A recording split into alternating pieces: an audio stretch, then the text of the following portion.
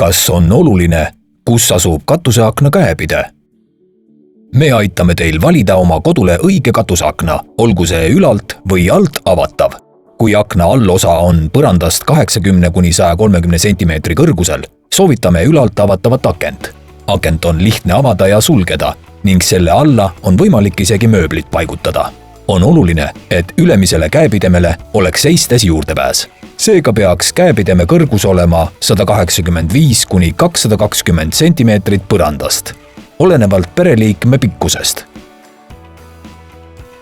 Akna ette paigaldatud rulood saab käsitsi lihtsalt reguleerida. Päikesekatteid on võimalik eemaldada ja ventilatsiooniklapi avamine ei tohiks samuti probleeme tekitada. Suurema mugavuse tagamiseks saab ülalt avanevat akna hiljem kaugjuhitavaks muuta. Lisaks on võimalik paigaldada elektri- või päikeseenergial töötav mootor, et juhtida akent ühe nupuvajutusega.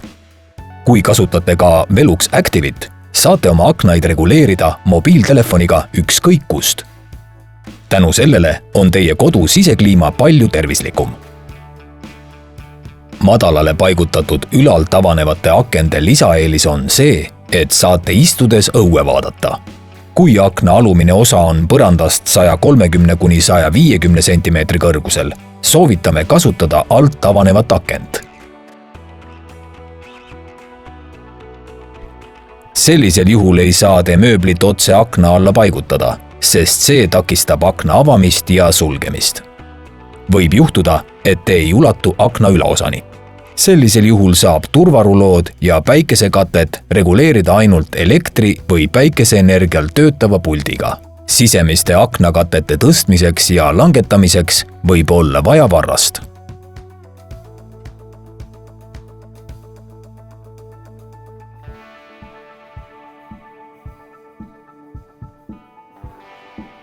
Valige Veluxi katuseaknad. Usaldage Veluxi kvaliteeti.